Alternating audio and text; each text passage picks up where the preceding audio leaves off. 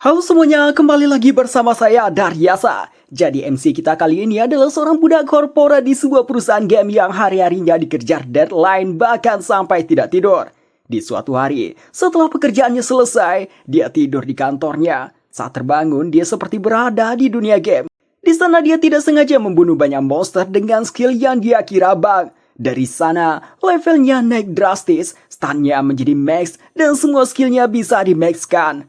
Penasaran ceritanya? Yo, mari kita mulai. Ichiro Suzuki adalah seorang programmer game. Dia sangat berdedikasi pada pekerjaannya, hampir setiap harinya tidak tidur menyelesaikan bug pada game. Suatu hari, dia memilih untuk tidur dulu setelah 3 hari lamanya bekerja tanpa tidur.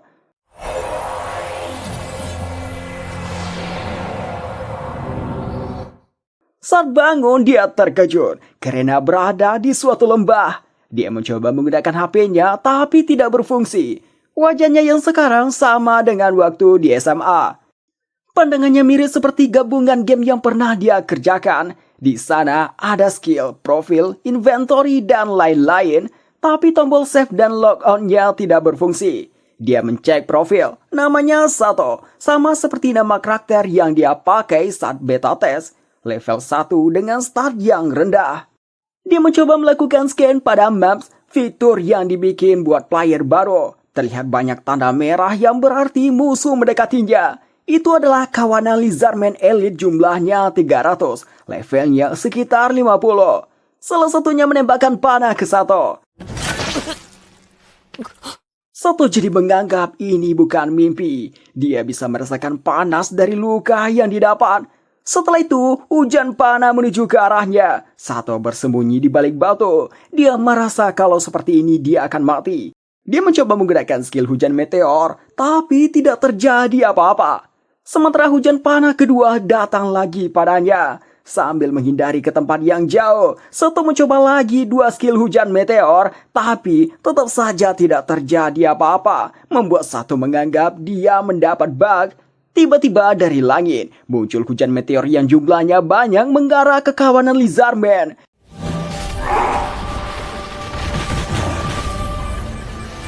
Dari membunuh semua Lizardman, levelnya menjadi 310. Stunnya maksimal dan mendapatkan beberapa skill serta skill point yang tidak terbatas.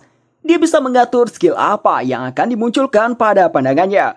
Sato menaikkan hujan meteor ke level max. Habis itu, mencobanya ke tempat yang agak jauh darinya.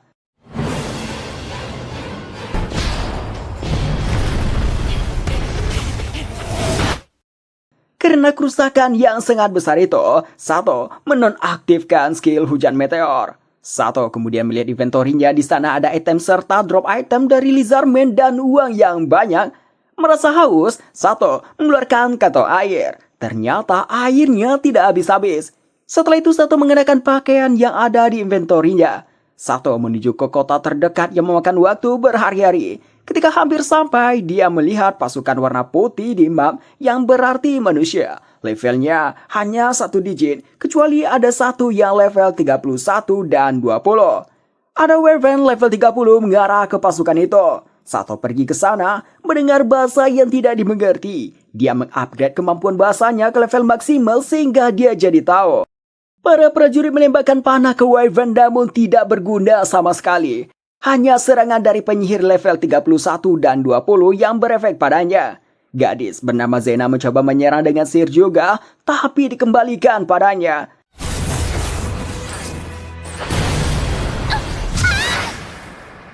Melihat itu, Sato menyelamatkannya.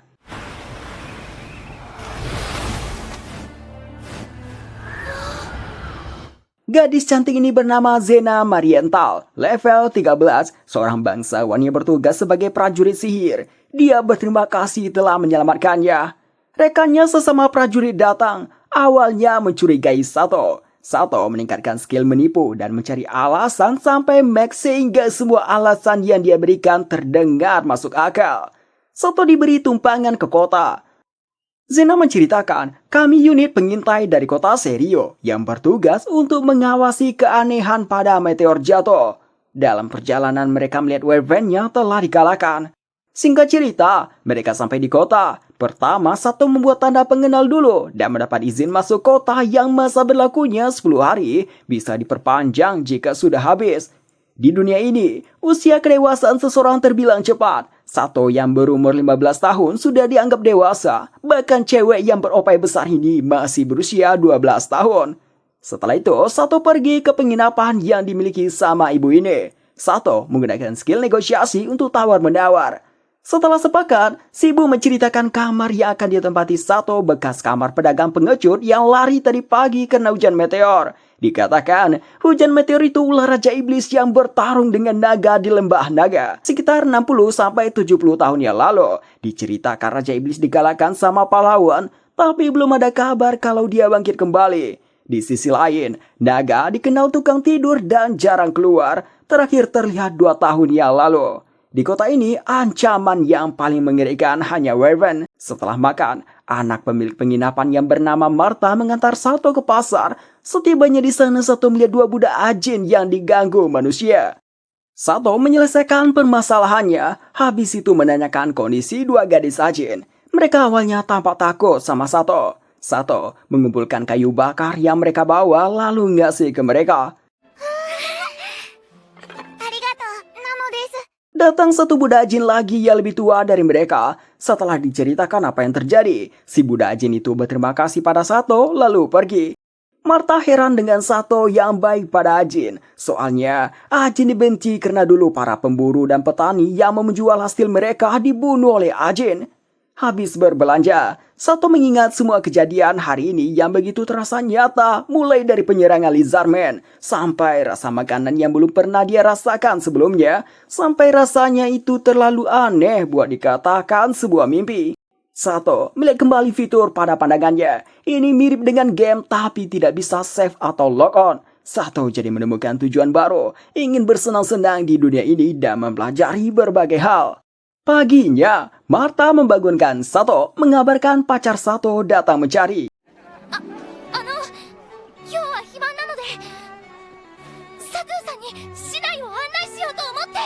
Itu Zena yang sedang mengambil jatah libur. Sekarang ingin mengajak Sato berkeliling kota. Mereka menyantap berbagai makanan pinggir jalan. Suatu ketika seorang bocil tidak sengaja menyenggol tangan Zena menyebabkan baju Zena terkena noda makanan. Ketika Sato mengajak pergi ke tempat pembersih noda, datang seorang gadis yang memakai jubah yang menawarkan bantuan. Namanya Jimana, level 5. Dia memberitahukan dia bisa menggunakan sihir sehari-hari seperti membersihkan noda. Setelah setuju, mereka pergi ke suatu gang dan melakukan pembersihan di sana.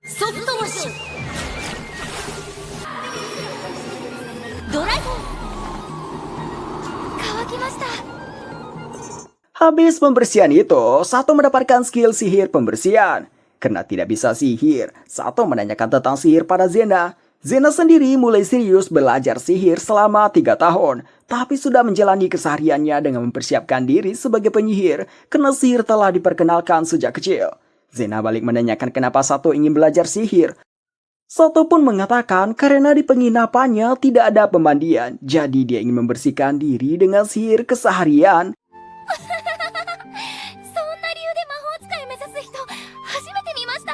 Kemudian, mereka pergi ke kuil Palenon. Di dalamnya ada lukisan pahlawan melawan Raja Iblis memakai pedang suci. Pedang tersebut akan mengeluarkan sinar biru jika digunakan pahlawan.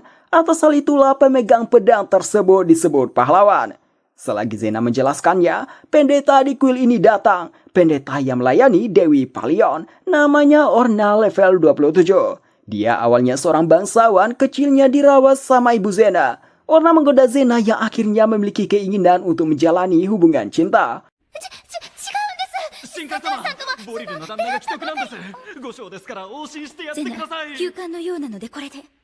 Memikirkan mengenai pahlawan, Sato mengecek gelar yang dia dapat sampai saat ini. Sato pun terkejut. Di sana ada gelar pembunuh dewa dan pembunuh naga.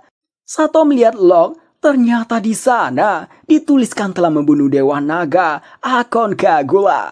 Sato yakin ini pasti karena hujan meteornya kemarin ini. Sato pun jadi merasa telah melakukan cheat. Dalam melanjutkan perjalanan, Mereka melihat kerumunan orang. Di sana ada seorang kepala pendeta dari kuil Zakuon yang menyerukan 3 gadis ajen ini adalah pelayan Raja Iblis. Jika memberikan hukuman pada mereka, akan menjadi manusia yang baik.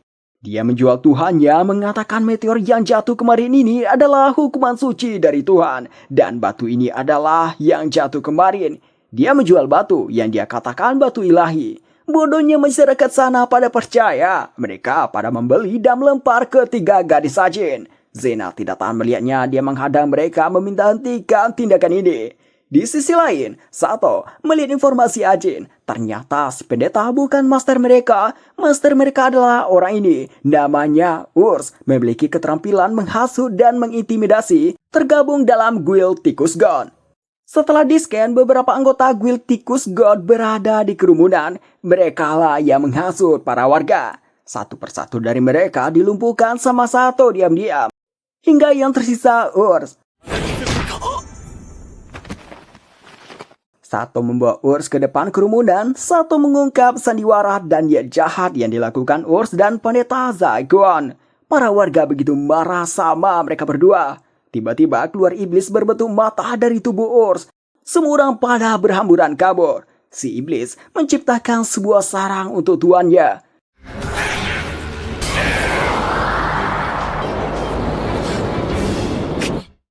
Sato terlempar ke sebuah tempat berbentuk dungeon. Di dekatnya ada 3 budak ajen.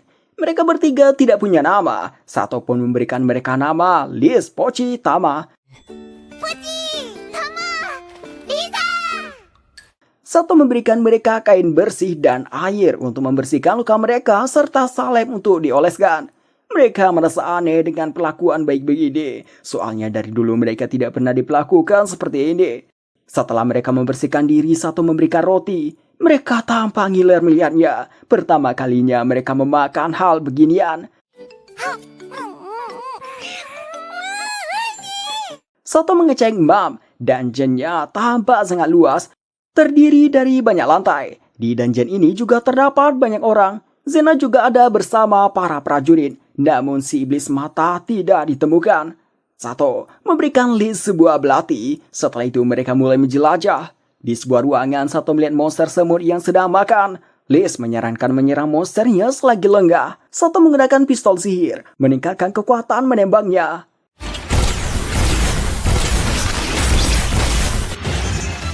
Liz mengambil inti monster, benda yang selalu ada di dalam monster, dan bisa dijual.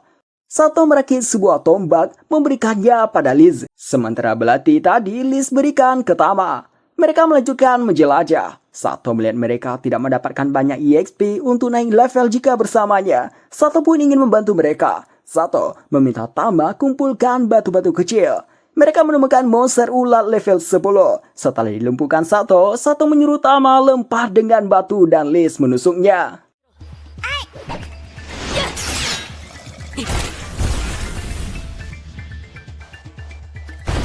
Sato menugaskan Tama dan Liz mengambil inti core, sementara Sato mengajak Pochi membunuh monster satu lagi yang ada di depan. Sato terus membantu mereka membunuh monster sampai level Liz naik ke 6, Tama 6, dan juga Pochi 6. Karena stamina mereka telah terkuras, Sato mengajak istirahat dulu. Sembari itu, Sato memberikan mereka daging dari inventorinya.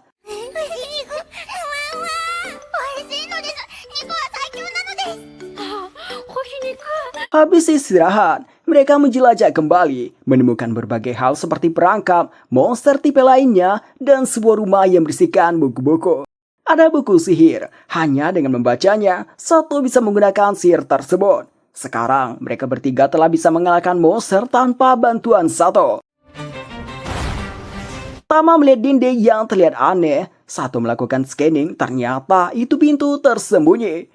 Muncul Undead Beast, monster berlevel tinggi, level 40. Undead Beast langsung menerjang Sato.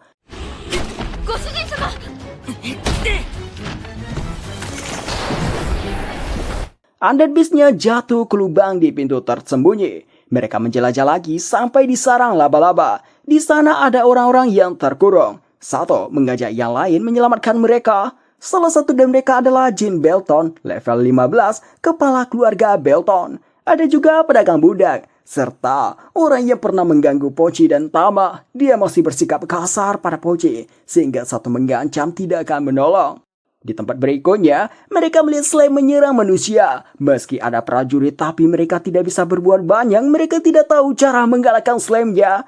Dia ini pede bisa mengalahkan Slam selama memiliki senjata, namun tusukannya tidak mempan pada Slam. Berpikir akan dihabisi oleh Slamnya, Pochi menolongnya. Berkat Sato dan 3 gadis Ajin yang mengetahui kelemahan Slam, gerombolan Slamnya berhasil dikalahkan. Sato juga menyelamatkan Zena dari Slam yang akan memangsanya. Di antara mereka juga ada Orna. Orna menggunakan sihir suci menyembuhkan yang terluka secara bersamaan. Sato memperkenalkan 3 gadis Ajin pada Zena. Mereka berterima kasih pada Zena telah menolong saat dilempari batu. Di tempat ini juga ada pintu tersembunyi. Para prajurit masuk ke sebuah pintu baja. Di dalamnya ada sebuah peti. Peti itu ternyata berisi iblis mata. Si iblis senang melihat banyak manusia yang bisa selamat karena akan dia persembahkan. Si iblis memancarkan aura jahat dari matanya. Sato memiliki ketahanan terhadap sihir itu. Namun yang berlevel rendah terkena dampaknya, mereka jadi bertarung satu sama lain. Sato tidak mau 3 gadis Ajin terlibat. Dia membuat ketiganya pingsan. Zelton tidak terpengaruh. Dia memakai sihir api. Sayangnya tidak mempan pada iblis mata. Meski dia iblis tingkat rendah, levelnya mencapai 36. Undead Beast muncul kembali. Sato memancing ke pintu tersembunyi. Mereka jatuh ke sebuah lantai. Di sana, Sato menggunakan pedang suci membunuh Undead Beast sekali tebasan. Menggunakan pedang suci memberikan damage pada Sato terus-menerus, karena itu Sato menyimpannya kembali. Balik ke lantai tempat iblis mata, dia menikmati menyerang manusia. Para manusia hanya bisa bertahan, bahkan tidak ada yang bisa menyerangnya. Sato kembali lagi memakai jubah dan topeng. Hanya dengan lemparan menggunakan batu, si iblis mata tumbang. Di saat terakhirnya, dia memanggil tuannya. Tuannya itu adalah Demon Lord level 62. Demon Lord memuji si iblis mata yang membuatkan dungeon ini untuknya dan memanggilnya. Sebagai hadiah, dia memakan si iblis mata.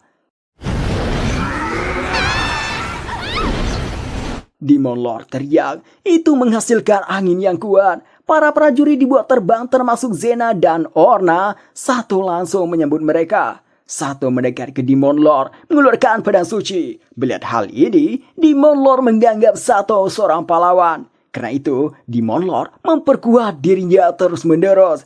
Demon Lord mulai menyerang Sato. Sato bisa menghindarinya. Demon Lord menggunakan sihir petir, Sato kebal terhadapnya. Demon Lord pun memuji Sato, tapi dia menanyakan kenapa tidak menggunakan pedang suci. Sebenarnya Sato bisa saja menggunakan hujan meteor, tapi itu akan berdampak ke yang lain. Sato teringat perkataan Zena bahwa Raja Iblis hanya bisa dilukai dengan sihir atau senjata sihir. Sato belum bisa memancarkan sihir pada pedang suci. Dia mengganti pedang suci dengan senjata sihir, menaikkan level Fire Sword ke level maksimal.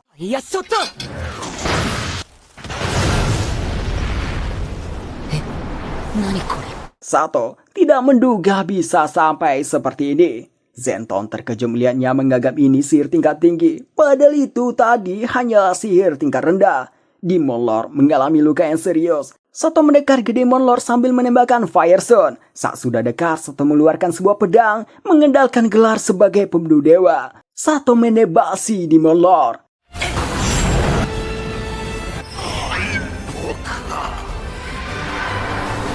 Satu tebasan itu membunuh Demon Lord.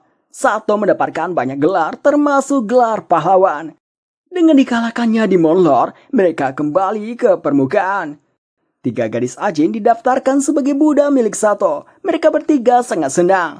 Pedagang budak menawarkan 2 budak lainnya pada Sato. Satunya bernama Lulu, level 2. Yang lain bernama Arisa, level 10. Anehnya, dia memanggil nama Sato.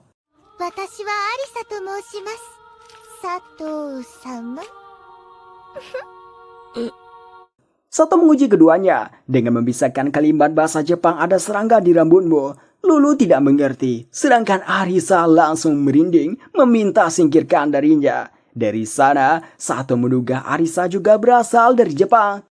Sebelum kembali ke penginapan, Sato mengajak mereka makan dulu. Wajah mereka tergambar betapa sedangnya mereka. Dulu, saat menjadi budak orang lain, makan sekali sehari saja sudah beruntung bagi mereka. Makanan seperti sup sudah paling dianggap mewah dan tidak pernah dikasih makan enak begini. Itadakimasu. Oh. Itadakimasu. Selagi mereka makan, Sato izin pergi membeli beberapa pakaian. Sato juga membeli beberapa tusuk sate. Sato kembali ngasih pakaian baru pada budaknya. Sampai di penginapan, Sato mau memesan kamar lain. Si ibu penginapan mengatakan kamar sudah penuh. Sato tahu maksudnya. Melihat dari tatapan tajam orang-orang, Sato menyadari mereka tidak suka dengan Ajin. Karena itu, Sato ingin berkemah di luar saja. Arisa menghentikan Sato. Arisa menggunakan sihir seperti hipnotis, mengungkapkan peran 3 gadis Ajin yang banyak membantu manusia di labirin. Arisa meminta mengasihani mereka dengan meminjamkan kandang kuda. Dengan itu, 3 gadis Ajin bermalam di kandang kuda. Tumpukan jerami dijahit Sato menjadi tempat tidur. Mereka tampak senang karena tempat tidurnya empuk. Sato dan yang lain bermalam di kamar penginapan. Arisa dan Lulu melepaskan pakaian mereka, ingin memberikan layanan. Sato menyuruh mereka kembali pakai pakaian. Arisa pun dibuat kaget. Saat tertidur, Arisa menyerang Sato. Sato merasa aneh kenapa dia sangat menginginkan Arisa. Sato merasa ini sihir milik Arisa. Sato menaikkan ketahanan psikisnya, memberitakan Arisa menghentikan sihir. Arisa terpaksa menurut. Sato menyuruh jelaskan tujuan Arisa melakukan ini. Arisa mengatakan hanya ingin melayani Tuan. Sato tidak mengerti maksudnya, menyuruh jelaskan lebih mudah.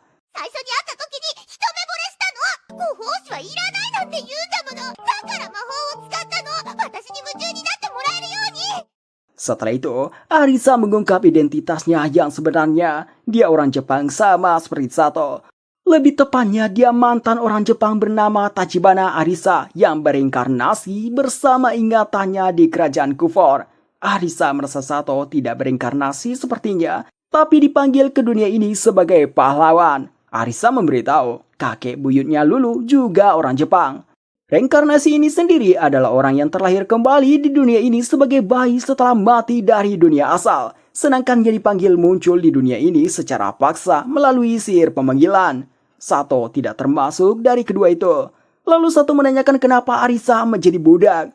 Arisa pun menceritakannya dengan wajah yang sedih. Dia terlahir sebagai seorang putri kerajaan Kufor, ingin membuat kerajaannya kaya, tapi berakhir gagal. Awalnya berjalan mulus, tapi kegagalan terus berdatangan. Kerajaannya makin memburuk, konflik semakin membesar, sampai kerajaannya diambil alih kerajaan tetangga. Ayahnya sebagai raja dan ibunya sebagai permaisuri, termasuk kakaknya sebagai putra mahkota, dieksekusi. Sisanya dijadikan budak. Suatu hari, iblis muncul, membakar kastil serta kota. Di saat itu, dia dan Lulu melarikan diri ke gunung. Di saat hampir mati kelaparan, pedagang budak memungutnya dan Lulu. Paginya, Zena mengunjungi Sato. Zena terkejut melihat Sato bersama 2 perempuan, apalagi Arisa yang tidak mengenakan pakaian.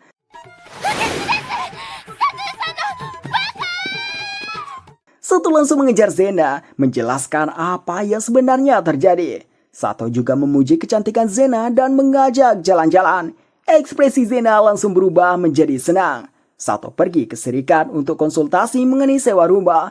Setelah dicek beberapa rumah yang direkomendasikan tidak sesuai dengan kriteria Sato. Orang dari serikat yang bernama Nadi tidak bisa menemani lama. Siang ini dia harus pergi ke kantor sambil mencari rumah yang cocok. Jadi meminta kembali sore hari. Untuk menunggu, Sato dan Zena pergi jalan-jalan. Di pasar mereka bertemu dengan Arisa dan yang lain yang lagi berbelanja.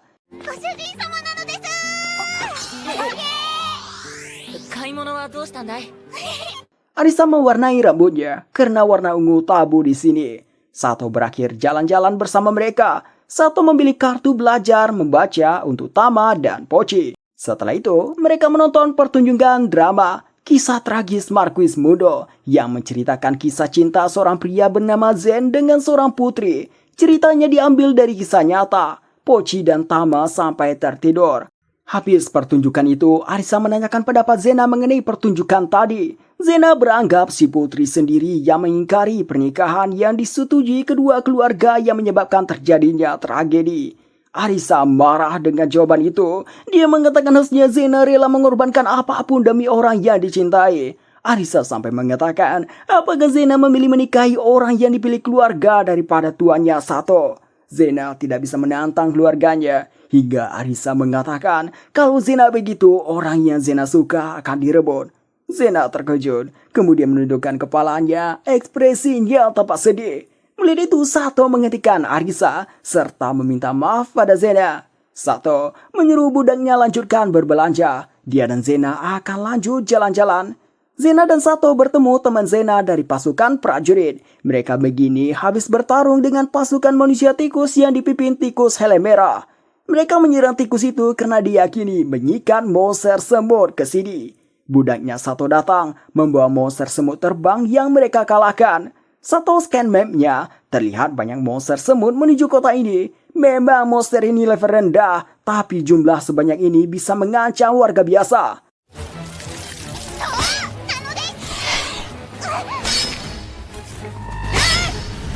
Sato diam-diam ikut membasmi semutnya hanya dengan jentikan kerikil. Beberapa semut masuk ke tempat Nadi. Sato ke sana dan menyelamatkan Nadi. Di sana ada manajer tempat Nadi bekerja, seorang elf level 20, namanya Yusara Toya.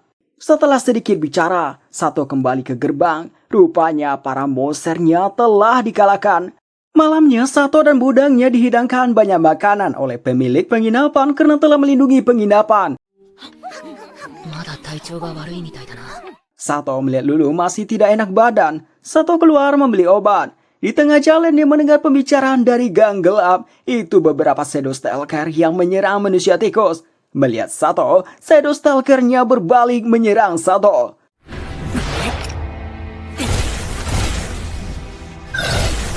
Manusia tikus itu memakai helm merah. Kondisinya tampak sekarat. Dia meminta Sato menjaga putri. Habis itu dia pingsan. Sato membawa mereka ke tempat Nadi dan si manajer. Si manajer tahu kesatria manusia tikus serta putri yang dia jaga, yang juga seorang elf namanya Mia. Mia.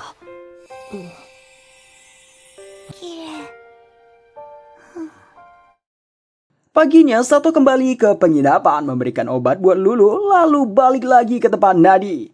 Kesatria tikus masih dalam perawatan, sementara Mia masih belum bangun. Tubuhnya lemah dikarenakan mananya terkuras.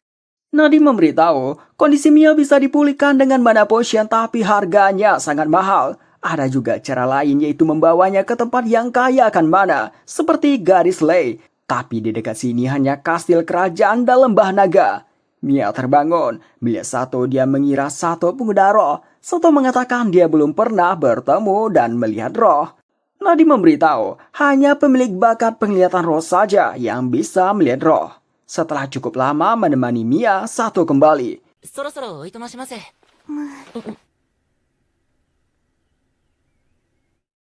Di penginapan, dia melihat Tama dan Pochi yang lagi belajar dengan kartu belajar. Sato pun ikut membantu mereka belajar. Habis itu, mereka makan bersama. Sato memberitahukan mengenai kesatria manusia tikus yang melindungi seseorang putri. Mendengar cerita Sato, mereka pada ingin berjumpa dengan si putri tersebut. Dibawalah mereka ke tempat Mia. Sato meninggalkan Mia dengan mereka. Sato pergi menemui Nadi. Mereka membicarakan mengenai Sato yang seorang pedagang. Karena Sato menceritakan gerobaknya dibawa lari oleh kudanya saat hujan meteor, Nadi menyarankan Sato membeli gerobak terbuka. Ada kenalan manajer yang seorang pedagang mau pensiun mau menjual gerobak serta kudanya. Sebenarnya Sato tidak bisa mengemudikan gerobak. Lulu memberitahu dia bisa melakukannya. Karena itu Sato memutuskan membelinya, meminta Nadi melakukannya, memberikan sekantong uang emas. Lebihnya buat Nadi. Sato mengadakan latihan berkemah dengan para budangnya mencari berbagai makanan dari hutan dan mengolahnya. Ada suatu ketika Tama dan Pochi menjaga air rebus. Tiba-tiba mereka ketakutan mendengar suara dari teko rebus. Mereka bilang tekonya marah.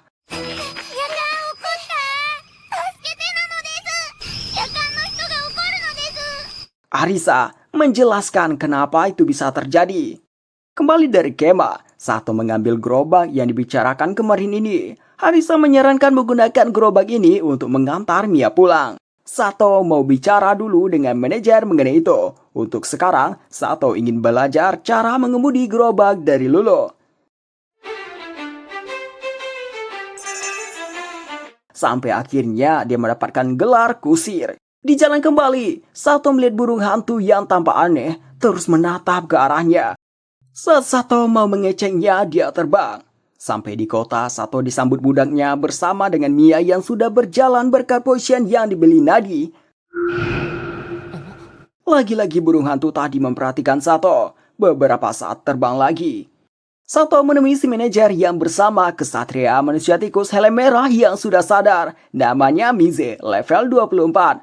Mize menceritakan apa yang terjadi. Berawal dari Mia yang diculik oleh penyihir dari desanya dan ditawan di sebuah tempat bernama Cradle. Setelah berhasil kabur, Mia bertemu kesatria manusia tikus. Para kesatria membantu Mia pergi ke kota Seirio berharap bisa bertemu manajer. Kedatangan mereka ke kota Siriu membuat kota Seirio diserang monster semut yang dikirim penyihir. Hingga akhirnya bertemu dengan Sato. Namun Mize tidak tahu alasan kenapa Mia diculik. Sato merasa manajer mengetahuinya, namun karena manajer tampak menyembunyikannya, Sato tidak menanyakan hal itu. Tiba-tiba terdengar teriakan para gadis. Setelah Sato mengeceknya, tidak ada jejak musuh. Rupanya itu karena mereka takut dengan bunyi petir. Si burung hantu kembali terlihat, di sampingnya muncul sosok berjubah hitam. Sosok itu menggunakan sihir fisikis yang kuat, beberapa dibuat pingsan. Arisa bisa bertahan dengan sihir fisikisnya juga, sementara Sato meningkatkan skill ketahanannya sehingga tidak berefek padanya. Sosok berjubah bergelar Undead King, level 41 bernama Zen. Nama ini mengingatkan Sato pada tokoh utama pada pertunjukan drama yang dia lihat. Zen adalah sosok penyihir yang diceritakan Mize. Zen mau mengambil Mia kembali, Sato menghalanginya. Zen melihat Sato sebagai titisan pahlawan. Zen terkesan Sato bisa bertahan dan tidak goyah dari pengaruh rasa takut yang dia pancarkan. Sato memintanya kembali dengan sopan. Jelas Zen tidak mau. Dia menyuruh Sato kalau mau melindungi Mia harus dengan kekuatan. Sato pun menuruti keinginannya.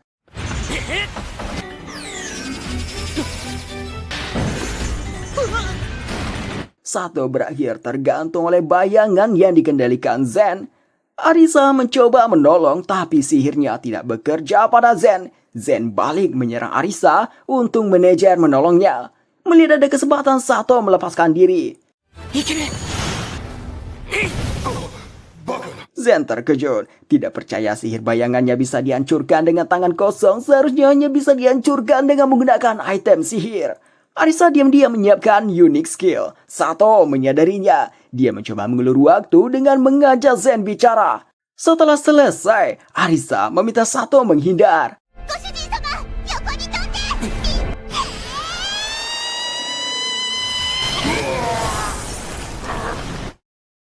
Serangan itu membuat warna rambut Arisa kembali seperti semula dan dia pingsan kehabisan stamina. Zen masih bisa bertahan dari serangan tadi. Melihat rambut Arisa, dia sadar Arisa juga reinkarnasi. Zen mengatakan, jika Sato tidak ingin Arisa menjadi mainan para dewa, jangan biarkan Arisa menggunakan skill unik tadi. Setelah itu Zen perlahan masuk ke dalam bayangan berserta dengan Mia. Dia menyampaikan pada Sato, jika tidak takut pada kematian, datanglah ke Cradle. Sato tanpa pikir panjang masuk ke dalam bayangan tersebut. Di dalam sana hanya ruang gelap. Stamina Sato terkuras sedikit demi sedikit. Peta tidak berfungsi di tempat ini. Sato mendesak ini seperti game. Sato konsentrasi membaca banyak data hingga akhirnya menghancur ruangan gelapnya. Sekarang dia berada di sebuah kastil. Zen terkejut Sato bisa keluar dari penjara bayangan miliknya. Dia pun menanyakan bagaimana caranya Sato melakukannya. Sato beralasan, sihir jahat tidak bekerja padanya. Zen memberitahu harusnya tidak bisa ke sini. Hanya orang yang berhasil menaklukkan Cradle yang bisa mencapai ruangan ini. Seperti seorang pahlawan yang berhak melawan Undead King.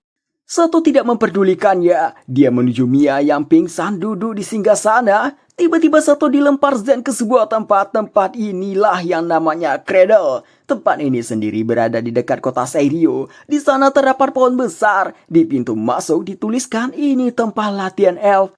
Di dalamnya seperti berada di dungeon, terdapat 200 lantai dengan berbagai monster dan monster penjaga yang berjaga di akses masuk lantai berikutnya. Semakin tinggi lantainya, semakin kuat monsternya. Tapi itu bukan masalah buat Sato. Di suatu lantai, penjaganya adalah Dryan. Berbeda dari yang biasanya, Dryan ini orang yang pemalas.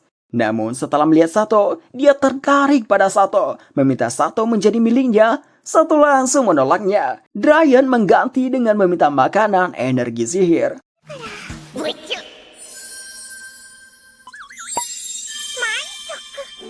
Sato meminta si Dryan pemalas mengirimnya ke lantai lain. Si Dryan menanyakan mau ke lantai berapa. Sato ingin ke lantai teratas, sayangnya si Dryan tidak bisa melakukannya. Dia hanya bisa mengirim ke lantai 100 ruang kesatria penjaga.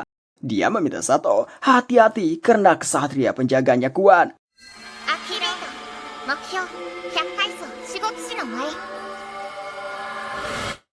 Kesatria penjaganya ternyata golem.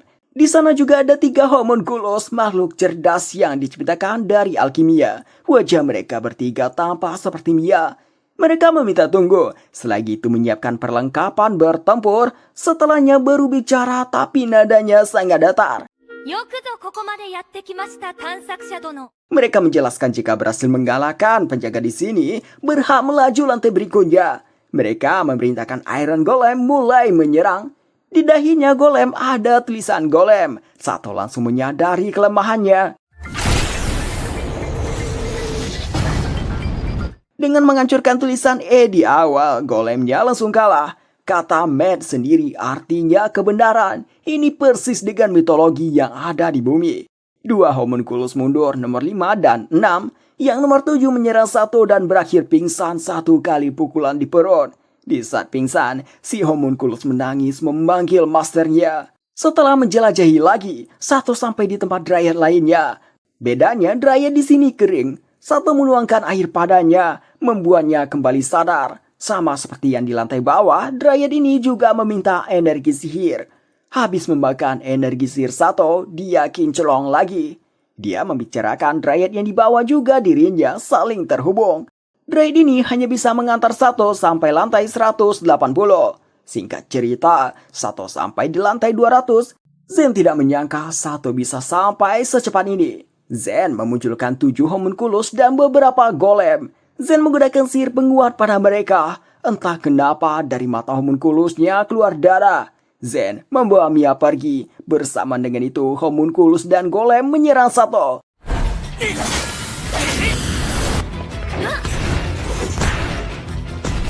Meski sudah diajar sama Sato, homunculusnya masih mencoba terus bangkit. Sato menanyakan kenapa mereka berjuang sekeras ini walau hanya dijadikan bidak.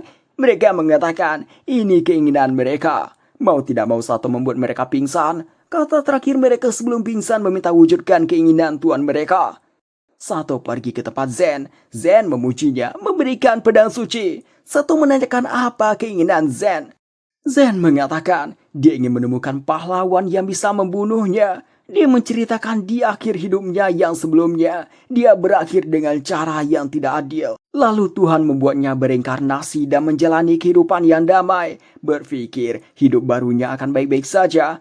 Suatu ketika seorang bangsawan mencintai istrinya dan memenjarakannya, lalu mengeksekusinya atas tuduhan palsu. Setelah kematiannya, Tuhan melihatkannya penglihatan di mana kepala dari setiap anggota keluarganya berserakan di halaman istana, serta mayat istrinya yang terlihat seperti boneka rapuh. Dia bangkit menjadi anden, lalu mengubah sisa keluarganya dan orang yang mati menjadi anden untuk menghancurkan kerajaan itu.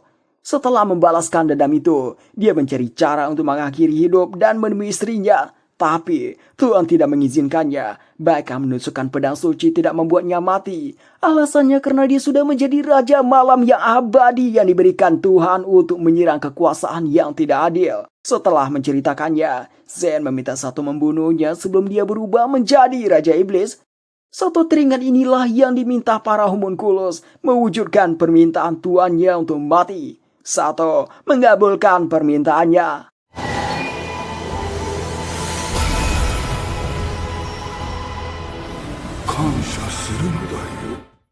Zen meninggalkan sebuah cincin. Muncul asap dari bekas Zen menghilang. Asap itu tertawa dan mengucapkan selamat tinggal pada Sato.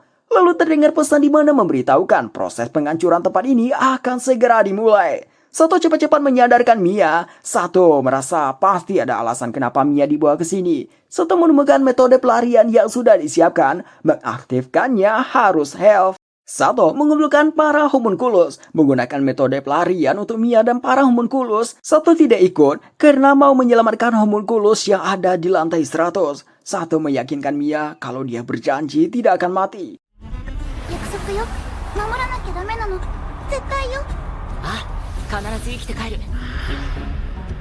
Sato berpacu dengan runtuhnya cradle ke tempat homunculus nomor 7. Setelah ditemukan, Sato membawanya ke tempat Dryan meminta memindahkan keluar. Dryan meminta bayaran benih dan energi sihir. Setelah diberikan, dia membawa Sato keluar. Sampai di luar, Sato masih belum aman. Runtuhnya cradle menghasilkan dampak yang besar. Terjadi semacam tsunami karena cradle terbuat dari garam. Sato masih bisa selamat dari itu.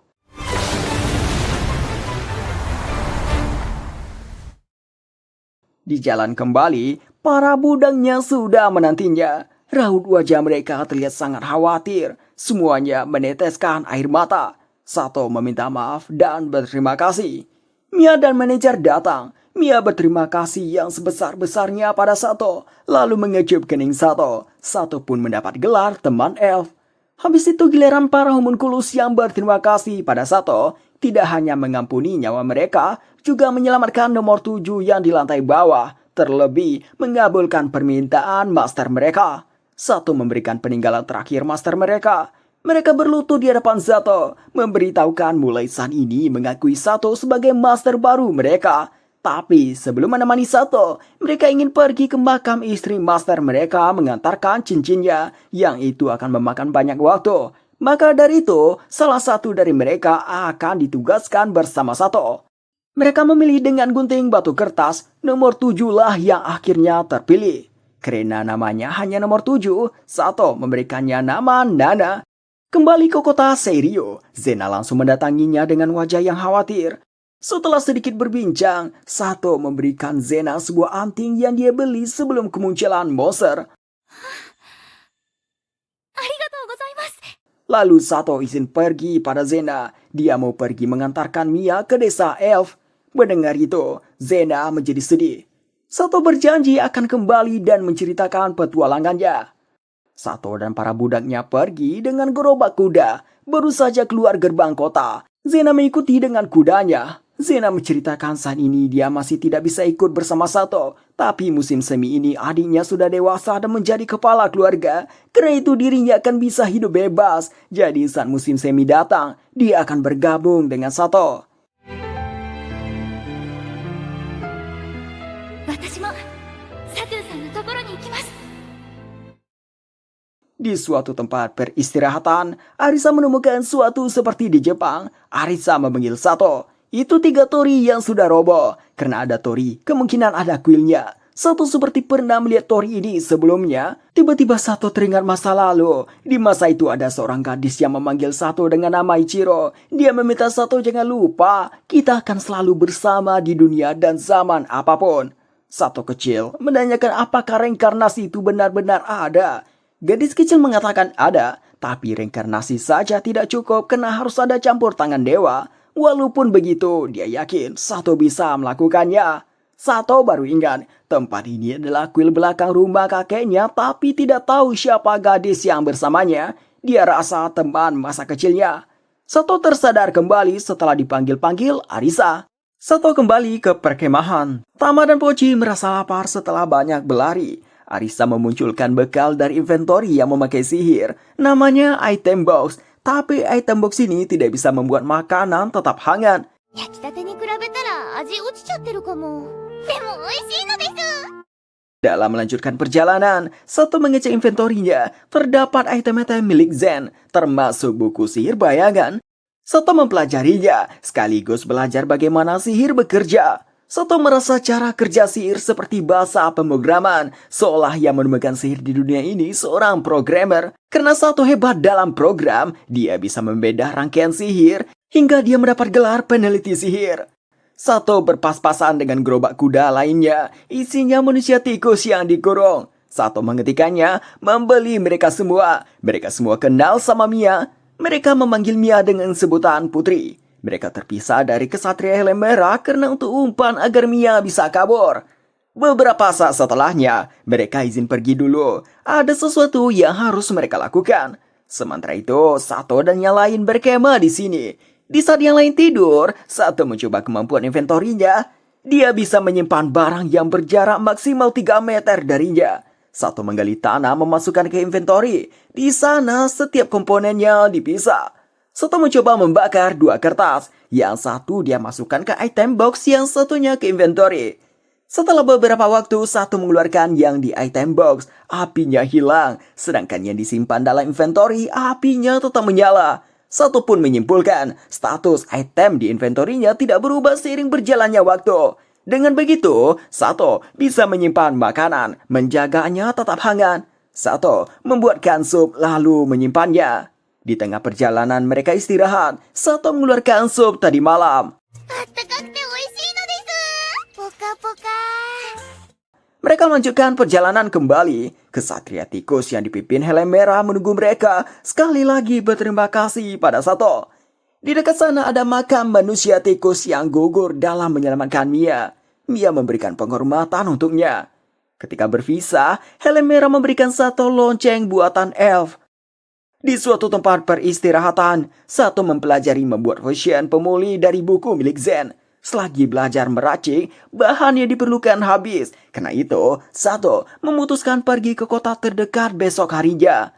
Malam harinya, Sato mempelajari bagaimana menciptakan peralatan sihir. Setelah alatnya selesai, Arisa datang. Arisa pun mencobanya. Alat ini sendiri hanya alat percobaan, di mana ketika mengalirkan energi sihir padanya, energi sihir itu akan mengalir ke lingkaran sihir. Namun saat Sato menggunakannya terjadi seperti ledakan.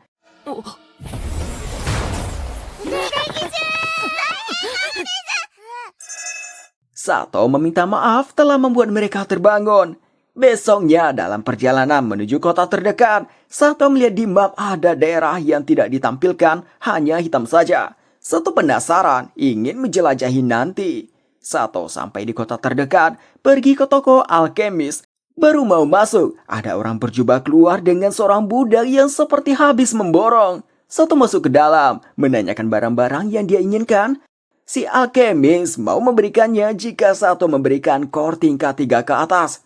Sebenarnya, Sato bisa saja mengeluarkan core miliknya, namun hal itu akan membuat orang-orang curiga. Maka dari itu, Sato hanya membeli satu barang. Lalu Sato menanyakan apakah ada wabah ramuan. Alkemis mengatakan semuanya sudah diborong beberapa saat yang lalu. Pembelinya melayangkan surat permintaan menyertakan stempel tanda tangan penguasa kota Sedom. Alkemis menyarankan, kalau benar-benar menginginkannya, pergilah ke toko pengrajin tembikar. Keluar dari sana, Sato meminta list kembali dulu. Ada yang mau dia lakukan. Sato menyamar, kembali lagi dengan membawa beberapa core, membeli beberapa gulungan sihir. Sato mempelajari gulungan sihir itu. Setelahnya pergi ke daerah hitam di map, namanya hutan ilusi. Di log dituliskan melewati dinding pembatas yang membingungkan. Sato didatangi murid penyihir dan dia diserang. Sato bisa mengatasi semuanya. Karena merasa tidak bisa mengalahkan Sato, dia memanggil gurunya. Sang penyihir ilusi muncul. Level 37, wanita yang tampak sudah berumur. Dia berlutut pada Sato, mengucapkan senang bertemu dengan Sato. Dia begini karena Sato memakai lonceng elf yang dia anggap utusan bolenan. Dia membawa Sato ke tempatnya, meminta maaf atas muridnya. Ini di mana yang asal menyerang. Saat ini mereka lagi membuat 300 ramuan khusus untuk penguasa Kuhano sebagai ganti dari menjauhkan penjahat dan pemburu dari hutan ilusi ini. Perjanjian ini mengharuskan pemberian ramuan 2 kali setahun. Sato pun belajar juga membuat ramuan dan dia diminta tolong menggantar surat pada seseorang. Ketika kembali, penyihir ilusi mengucapkan mantra membuat jalan pulang untuk Sato.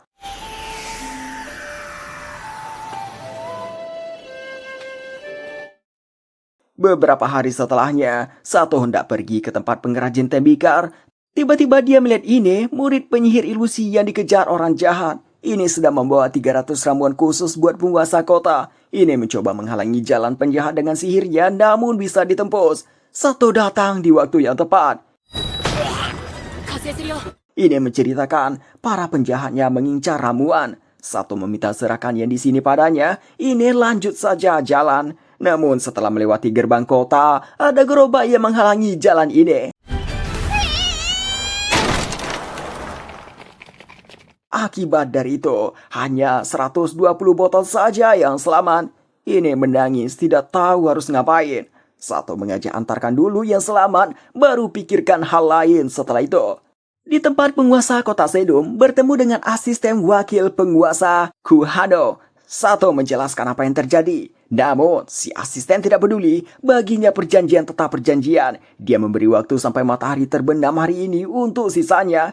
Di sampingnya asisten ada prajurit korup yang dulu pernah berurusan dengan Sato. Melihat dari map, mereka dikasih warna merah yang berarti mereka penjahat.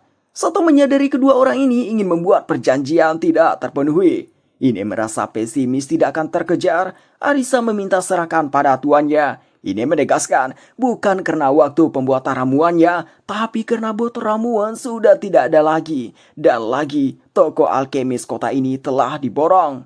Sato pergi ke tempat pengrajin tembikar meminta buatkan botol ramuan 180 buah sebelum matahari tenggelam. Si pengrajin langsung mengatakan itu mustahil. Sato meminjam tempatnya, mengatakan akan membuatnya sendiri. Melihat tekad Sato, si pengrajin mau membantu Sato. Setelah sedikit belajar, Sato sudah mahir membuatnya. Si pengrajin sulit percaya ini pertama kalinya Sato membuatnya. Namun masalahnya adalah mengeringkannya. Biasanya di musim seperti ini perlu 5 hari untuk mengeringkannya. Kalau yang lebih tebal harus dikeringkan selama sebulan. Kalau tidak, bisa pecah di tempat pembakaran. Sato mengutak-atik rangkaian sihir untuk mengatur kelembapan tanah liannya. Di saat menunggu pembakaran, datang si prajurit korup. Dia mengatakan tidak boleh membuat ramuan tanpa izin. Atas hal itu, dia menghancurkan botol di tempat pembakaran. Habis itu, pergi. Sato telah menyadari sebelum mereka datang. Jadi dia sebelumnya menyimpan botol yang asli, menggantikannya dengan botol yang gagal.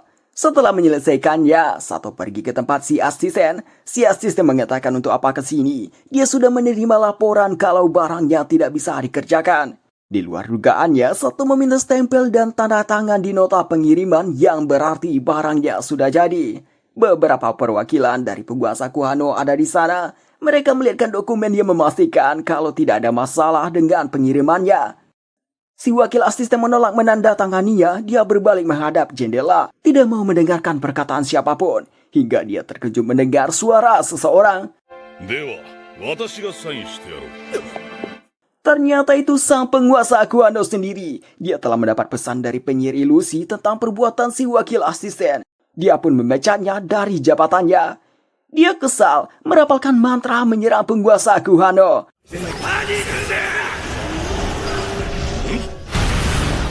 Penguasa Kuhano bisa menahannya, membuat si wakil dan prajurit korup terkejut.